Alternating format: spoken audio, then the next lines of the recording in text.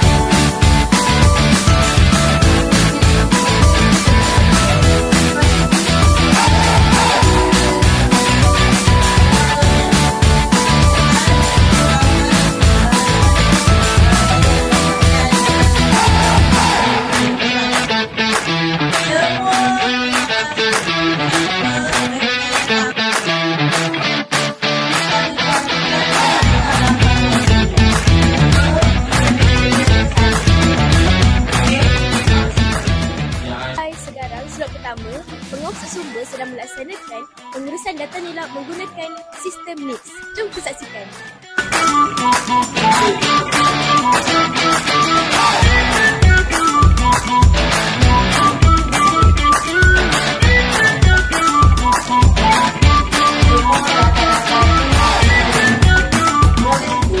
Sekarang, PSS sedang menjalankan proses peminjaman dan pemulangan buku.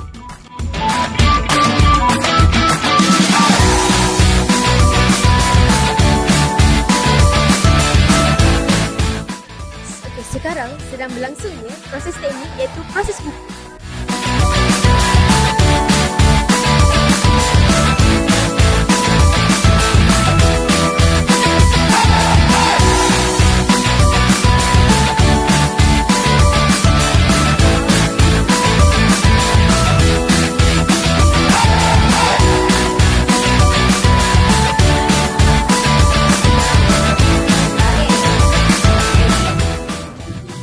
Tibalah slot terakhir iaitu fail tegak.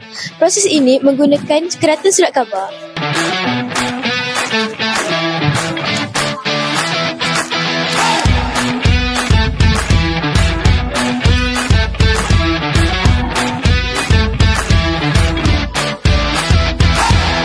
Bengkel ini bertujuan untuk melahirkan individu yang mempunyai kebolehan untuk memimpin, tanggungjawab dan mempunyai nilai-nilai diri yang positif serta mampu menghadapi cabaran diri dari semasa ke semasa. Assalamualaikum, boleh tahu kenalkan diri? Salam, saya Fatimah dan daripada pengawas pusat sumber sekolah. Okey, saya nak tanya, apa yang awak dapat daripada bengkel ni?